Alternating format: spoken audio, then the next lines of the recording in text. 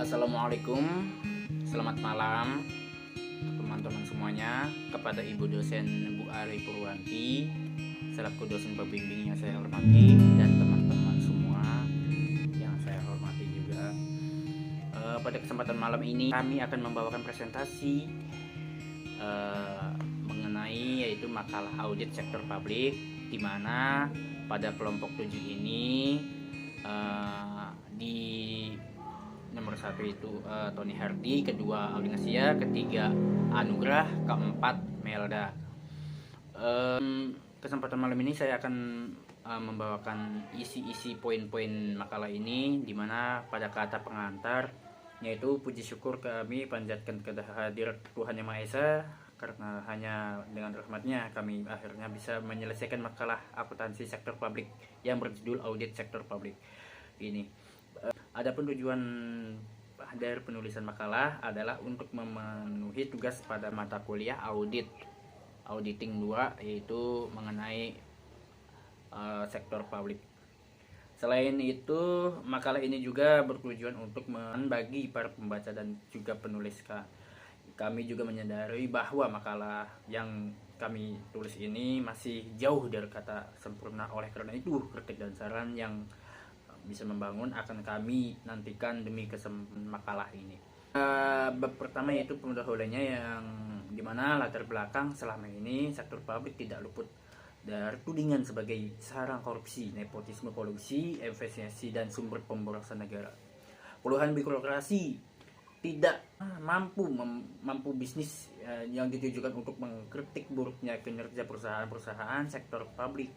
Pemerintah sebagai salah satu organisasi sektor publik pun tidak luput dari tudingan ini. Organisasi sektor publik pemerintah merupakan lembaga yang menjalankan roda pemerintahnya yang sumber berasal dari masyarakat. Oleh karena itu, kepercayaan yang diberikan oleh masyarakat kepada penyelenggara pemerintahan haruslah dibangun dengan adanya pemerintah yang bersih. Pemerintah yang bersih itu ya governance ditandai dengan 3 pilar yang utama, yang merupakan elemen dasar yang saling berkaitan. Ketiga elemen dasar tersebut adalah partisipasi, transparansi, dan akuntabilitas. Suatu pemerintah yang baik harus membuka pintu yang seluas-luasnya agar semua pihak yang terkait dalam pemerintahan tersebut dapat berperan serta atau berpartisipasi secara aktif. Jalannya pemerintahan harus diselenggarakan secara transparan, dan pelaksanaan pemerintah harus tepat dan dapat dipertanggungjawabkan. Dalam bahasa akuntansi, akuntabilitas itu ya kemampuan memberikan pertanggungjawaban, merupakan dasar dari laporan keuangan. Pelaporan keuangan pemerintah tersebut memegang peran yang penting agar dapat memenuhi tugas pemerintahan yang dapat dipertanggungjawabkan kepada masyarakat dalam suatu masyarakat yang demokratis. Dalam negara demokratis, pelaporan keuangan yang transparan merupakan suatu yang dituntut oleh rakyat kepada pemerintah. Sebaliknya, dalam negara demokrasi, pemerintah berkewajiban memberikan laporan keuangan yang transparan kepada rakyat. Pemerintah demokratis harus bertanggung jawab atas integritas kinerja pengurusan sehingga pemerintah harus menyediakan informasi yang berguna untuk menaksir akuntabilitas serta membantu dalam pengambilan keputusan ekonomi, sosial, dan politik. Dengan munculnya tuntutan dari masyarakat agar organisasi sektor publik mempertahankan kualitas, profesionalisme, dan akuntabilitas publik serta value for money dalam menjalankan aktivitasnya, serta untuk menjamin dilakukannya pertanggungjawaban publik oleh organisasi sektor publik, maka diperlukan audit terhadap organisasi sektor publik. Audit yang dilakukan tidak hanya terbatas pada keuangan dan kepatuhan, namun perlu diperluas dengan melakukan audit terhadap kinerja organisasi sektor publik tersebut. Poin pertama, apa yang dimaksud dengan teori sektor publik? Dan yang kedua, jelaskan bagaimana sistem audit keuangan sektor publik. Dan yang ketiga, jelaskan bagaimana siklus audit keuangan sektor publik. Dan yang keempat, jelaskan bagaimana teknik audit keuangan sektor publik. Tujuannya di sini yang pertama itu apa sih dengan teori sektor publik? Nah, poin yang keduanya, jelaskan bagaimana sistem keuangan sektor publik. Dan ketiga, bagaimana siklus dan keuangan sektor publik. Dan keempat, bagaimana teknik audit keuangan sektor publik.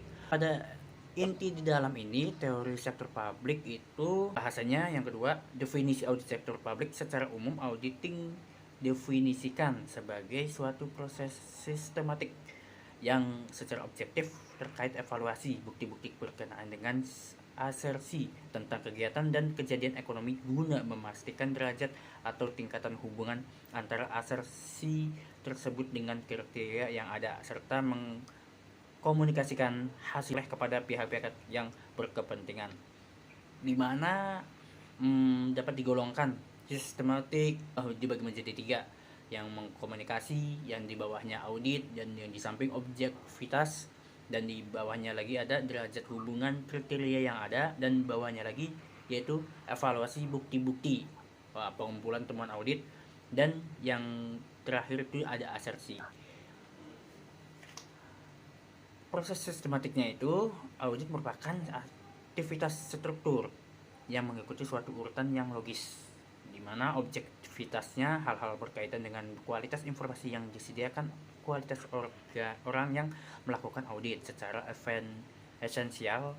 Objektivitas berarti bebas dari pasangan freedom from bias, di mana penyediaan yang dievaluasi. Hal ini berkaitan dengan pengujian yang mendasari dukungan terhadap asersi ataupun representasi. Asersi atau proporsi yang secara esensial dapat dibuktikan atau tidak dapat dibuktikan. Derajat hubungan kriteria yang ada, audit memberikan kecocokan antara asersi dengan kriteria yang ada. Dan selanjutnya yaitu mengkomunikasikan hasil agar bermanfaat. Hasil audit perlu dikomunikasikan kepada pihak-pihak yang berkepentingan. Regulasi dalam audit sektor publik. Regulasi dalam sektor audit publik adalah peraturan kaidah yang dibuat untuk mengatur pertunjukan yang dipakai untuk menata suatu aturan ketentuan yang harus dijalankan dan dipatuhi dalam melaksanakan audit sektor publik. Dan berikutnya yaitu untuk mendukung keberhasilan penyelenggaraan organisasi sektor publik, keuangan organisasi harus dikelola secara tertib, taat dan peraturan perundang-undangan, efisiensi ekonomi, efektif, transparan dan bertanggung jawab, dengan memperhatikan rasa keadilan serta kepatuhan. Sebagai contoh, di organisasi pemerintah Indonesia, keuangan negara wajib dikolerasi secara tertib, taat pada peraturan perundang-undangan, efisiensi ekonomi, efektif, transparan dan bertanggung jawab, dengan memperhatikan rasa keadilan serta kepatuhan. Oleh karena itu, untuk mewujudkan itu semua, Undang-Undang Nomor 15 Tahun 2004 tentang pemeriksaan pengelola dan tanggung jawab keuangan negara ditetapkan.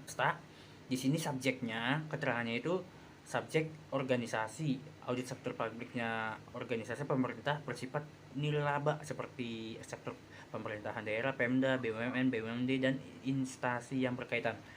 Audit sektor swastanya itu perusahaan milik swasta yang berorientasi laba, di mana keterangan di bawahnya yaitu jenis-jenis audit. Jenis-jenis audit itu apa? Ada di audit sektor publik: audit keuangan finansial, audit kinerja, performa audit, audit tujuan yang tertentu. Dan yang berikutnya, jenis-jenis audit sektor publik, di mana jenis ini audit keuangan finansial. Audit keuangan merupakan audit yang laporan keuangannya bertujuan untuk memberikan kewajiban untuk memadai, ya kan? Apakah laporan keuangannya telah disajikan secara wajar dalam semua hal yang material dengan prinsip akuntansi umum berlaku di Indonesia atau basis akuntansi komprehensif. Selain prinsip akuntansi keuangan adalah audit yang bertanggung jawab, audit yang menjamin bahwa sistem akuntansi di pengendalian keuangan berjalan. Audit kinerja, audit yang meliputi audit ekonomi, efisiensi, efektivitas, dan dasarnya merupakan pelunasan dan audit keuangan.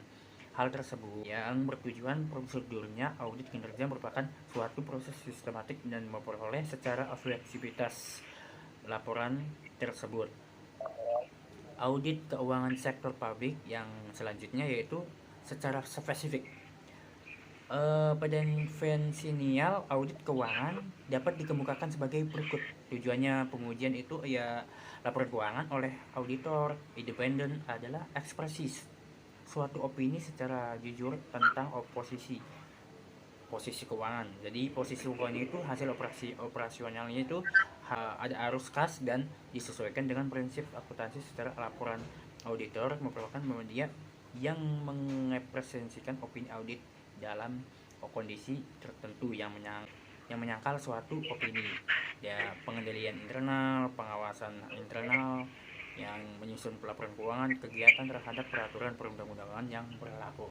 Sistem audit keuangan yaitu sektor publik pemeriksaan siklus pendapatan. Tujuan dan audit pendapatan adalah untuk mengungkapkan ada tidaknya salah satu yang material dalam pos pendapatan daerah organisasi dana pertimbangan pendapatan lain-lain yang sah risiko bahwa siklus yang banyak itu sangat tinggi. Faktor-faktor menyebabkan yang tinggi risiko bahwa siklus pendapatan volume transaksi tersebut bermasalah, yang dimana adalah sebagai berikut. Pendapatan yang pertama kesalahan pembukuan, dan yang kedua kesalahan pembukuan dalam penyajian, yang ketiga itu kesalahan pembukuan penyajian saldo akhir tahunan perhitungan tahunan, dan yang keempat itu ada kesalahan penyajian daftar laporan keuangan dari perhitungan, dan yang kelima kesalahan yang wajib dikoreksi oleh auditor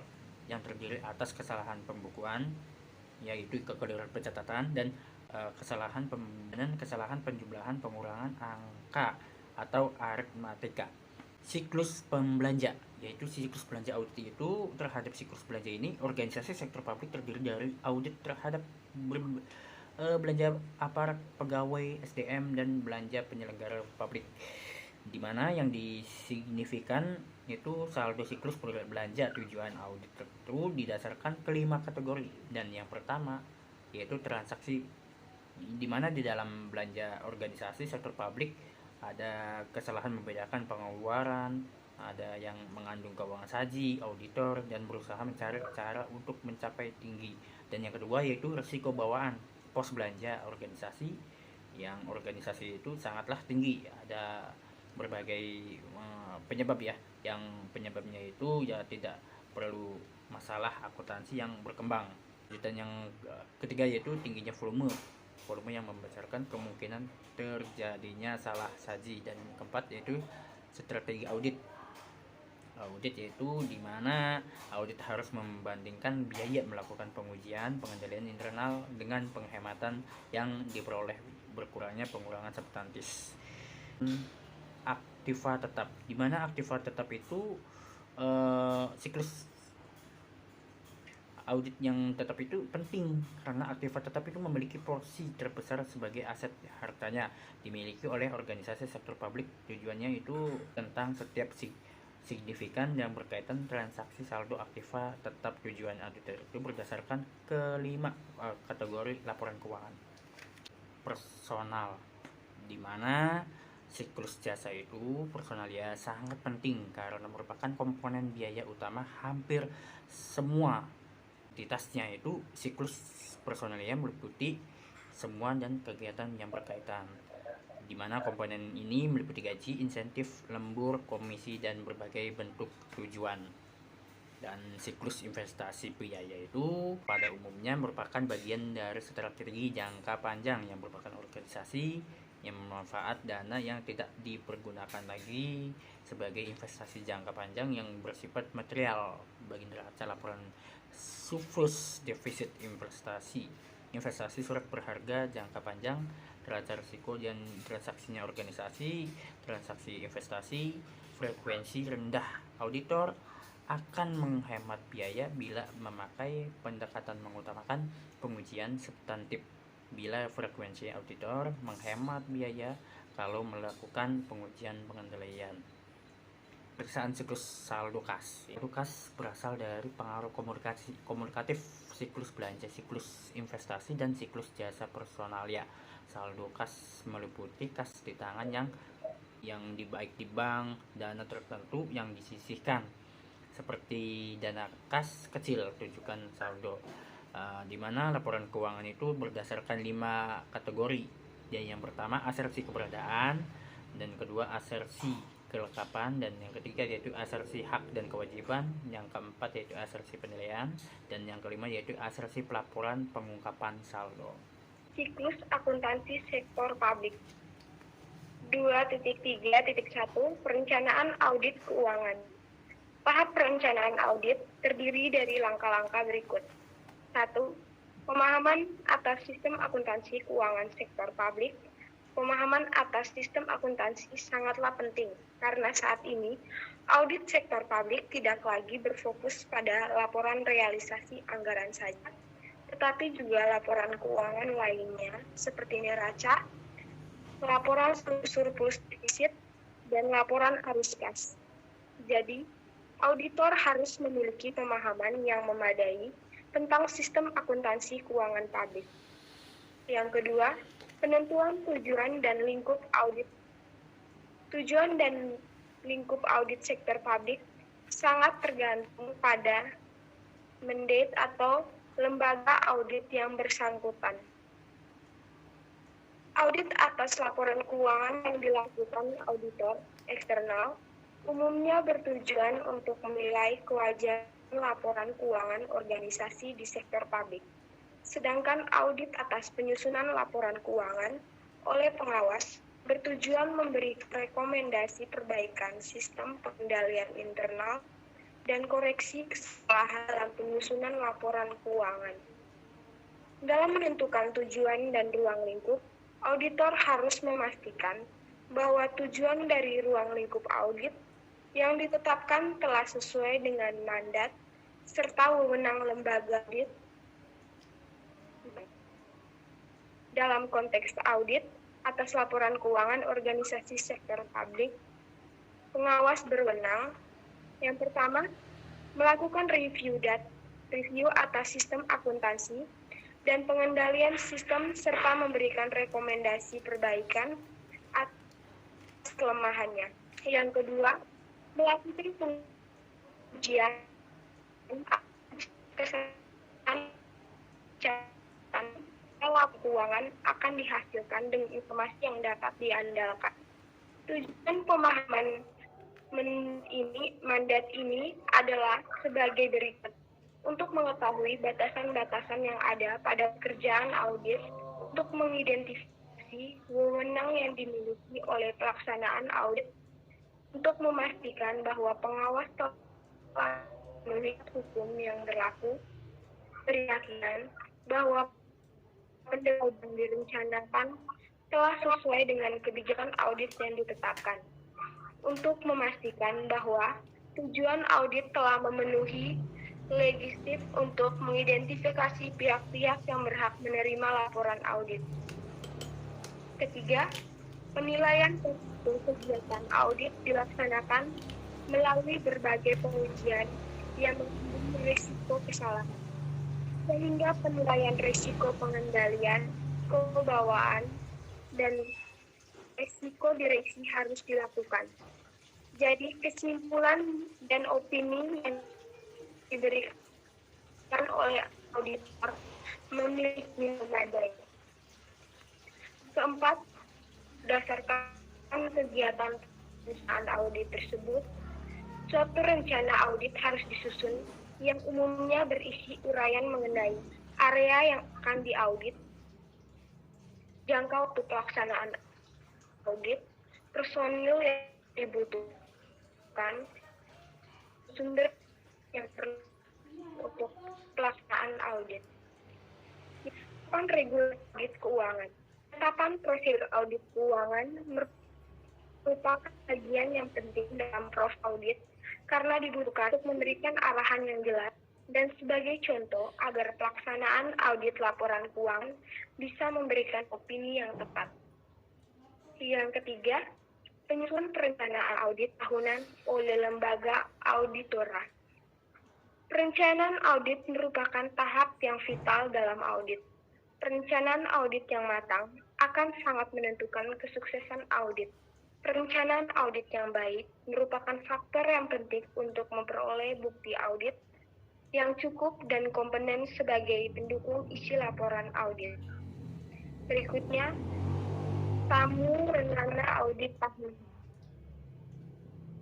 Setelah lembaga auditor selesai menyusun perencanaan audit tahunan, kemudian mereka bertemu dengan kepala atau pimpinan organisasi sektor publik untuk membicarakan perencanaan audit yang sudah disusun. Suatu, penilaian relasi tentang tim dan kebijakan audit tahunan. Regulasi ditetapkan dalam tahapan ini menyangkut tim atau personel yang akan dilakukan audit terhadap organisasi sektor publik maupun regulasi dalam menjalankan proses audit. Terima regulasi organisasi yang akan setelah regulasi tindakan tim dan kebijakan audit tahunan diterbitkan, kemudian regulasi tersebut akan diterima oleh lembaga pemeriksa bisa melakukan proses atau sektor publik terkait. Berikut survei awal chapter 3 atau organisasi yang akan ini ada tahapan selanjutnya untuk survei awal terhadap karakter industri organisasi yang akan yaitu pembuatan program audit. Untuk setiap area audit yang akan dilakukan. Yang pertama, tujuan audit untuk setiap ya. Yang kedua, audit yang akan dilakukan. Yang ketiga, audit. Yang keempat, deskripsi mengenai kesalahan atau error. Berikut penerbitan surat tugas audit. Setelah program audit selesai, maka pihak organisasi sektor publik segera mengeluarkan surat tugas kepada lembaga pemeriksa atau auditor untuk melaksanakan audit. Setelah itu, pelaksanaan audit keuangan. Dalam melaksanakan audit keuangan, lakukan hal-hal berikut. Menilai internal suatu proses yang dijalankan oleh eksekutif didesain untuk memberikan keyakinan yang memadai tentang pencapaian 3 golongan. Adapun jenis-jenis pengendalian internal. Yang pertama, organisasi. Kedua, pemisahan tugas. Ketiga, fisik. Keempat, persetujuan otoritas. Kelima, aktif. Personalia, supervisi manajemen. Yang kedua, melakukan prosedur analitis. Prosedur analitis adalah pengevaluasian informasi keuangan yang dilakukan dengan mempelajari hubungan yang masuk akal antara data keuangan dan data non-keuangan. Ada 6 yang harus oleh auditor dalam melakukan prosedur analitis, yaitu pertama, mengidentifikasi perhitungan dan perbandingan yang akan dibuat. Yang kedua, mengembangkan ekspektasi. Yang ketiga, melakukan perhitungan dan perbandingan. Keempat, menganalisis data. Kelima, menyelidiki perbedaan atau penyimpangan yang tidak diharapkan yang signifikan. Yang keenam, menentukan pengaruh perbedaan atau penyimpangan terhadap perencanaan audit. Ketiga, penyusunan draft laporan hasil pemeriksaan. Setelah hasil temuan auditor dibicarakan atau melakukan cross-check dengan pejabat organisasi sektor publik, auditor kemudian menyusun draft. Keempat, pembahasan draft hasil pemeriksaan dengan organisasi yang diaudit. Draft laporan hasil pemeriksaan yang telah disusun, auditor lalu membahasnya dengan pimpinan. Kelima, Penyelesaian laporan hasil pemeriksaan. Setelah melakukan pembahasan dan memastikan kesepakatan mengenai draft tersebut sudah tercapai, kemudian akan dilakukan penyelesaian atau finalisasi. Keenam, tindak lanjut temuan laporan hasil pemeriksaan. Berdasarkan temuan-temuan yang ada di lapangan, auditor melakukan tindak lanjut atau dengan kata lain, memberikan rekomendasi perbaikan kepada organisasi yang telah diaudit. Yang ketujuh, penerbitan laporan hasil pemeriksaan. Tahapan terakhir dari siklus audit keuangan adalah penerbitan laporan hasil pemeriksaan kepada pihak-pihak yang memiliki kepentingan terhadap organisasi yang telah diaudit tersebut.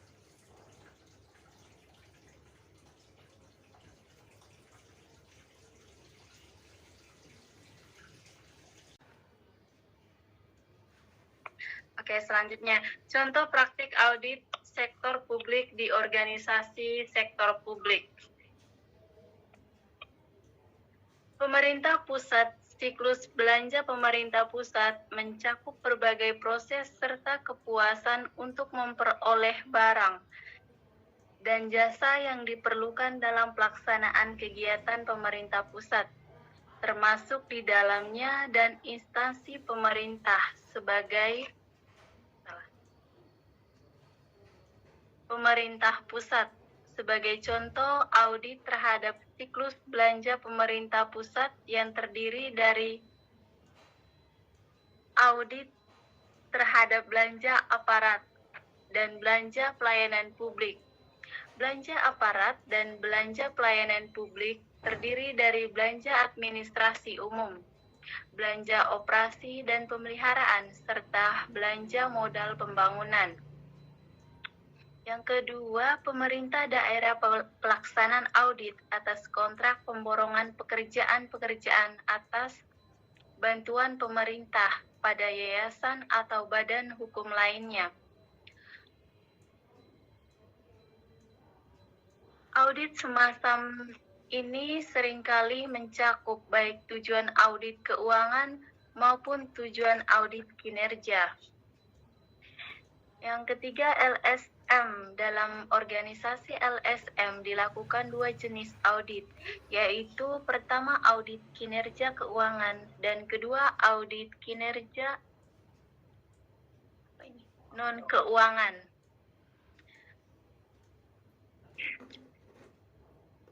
Yayasan audit yang diselenggarakan atas semua kegiatan yang dilaksanakan yayasan dapat dibagi menjadi audit keuangan dan audit kinerja.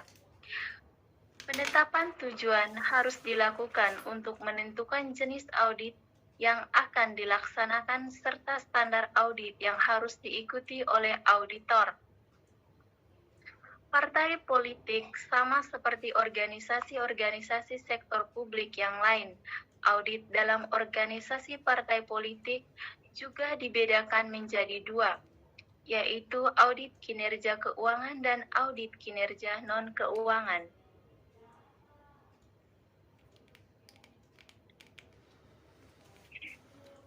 Penutup, secara umum, audit didefinisikan sebagai suatu proses sistematis yang secara objektif terkait evaluasi bukti-bukti berkenaan dengan asersi tentang kegiatan dan kejadian ekonomi guna memastikan derajat atau tingkat hubungan antara asersi tersebut dengan kriteria yang ada, serta mengkomunikasikan hasil yang diperoleh kepada pihak-pihak yang berkepentingan.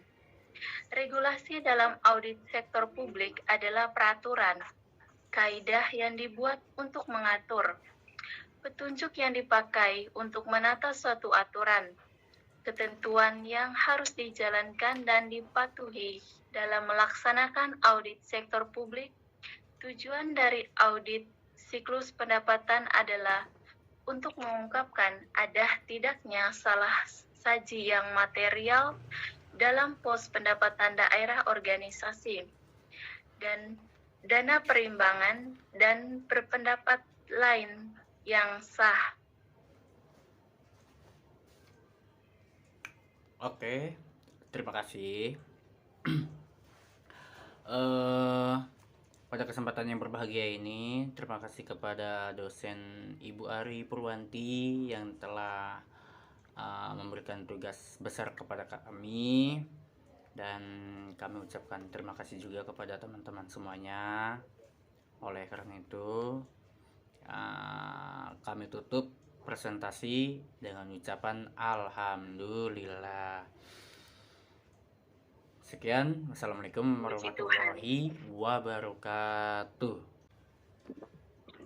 Selanjutnya, teknik audit keuangan sektor publik. Yang pertama, prosedur analisis analytical procedures.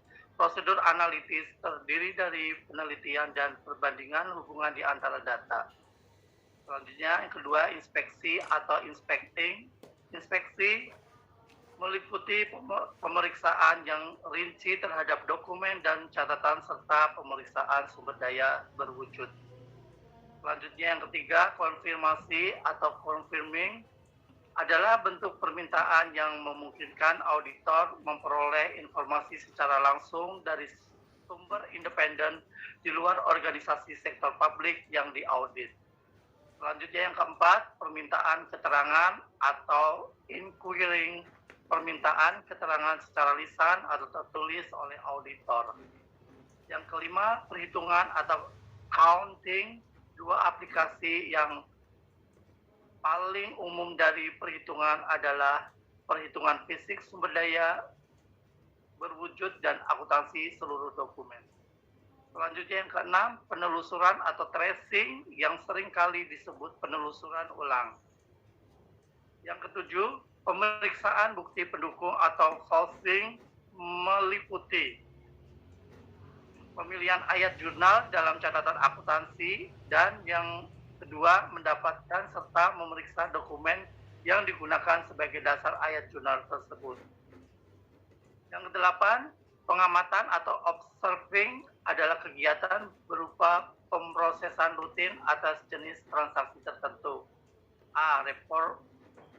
Reperforming merupakan menghitung ulang total jurnal, beban penyusutan, dan lain-lain. Yang kesembilan, teknik audit berbentukan komputer atau computer assisted audit techniques merupakan kegiatan teknik audit berbantuan komputer untuk memeriksa angka-angka dalam file jurnal bendahara dan membandingkannya dengan kwitansi pembelian, kwitansi pendapatan, dan bukti transaksi lainnya. Yang ke-10, pengujian pengendalian. Terdapat dua jenis pengujian pengendalian, diantaranya berkaitan langsung dengan keefektifan desain, kebijakan, atau prosedur benar digunakan dalam kegiatan organisasi. Yang kedua, berkaitan dengan keefektifan kebijakan dan prosedur serta pengaplikasiannya, konsistensinya dengan aplikasi terdahulu, dan oleh siapa aplikasi tersebut dilakukan selama periode audit. Yang ke-11, pengujian substantif. Dua kategori yaitu diantaranya prosedur analitis dan pengujian yang terinci.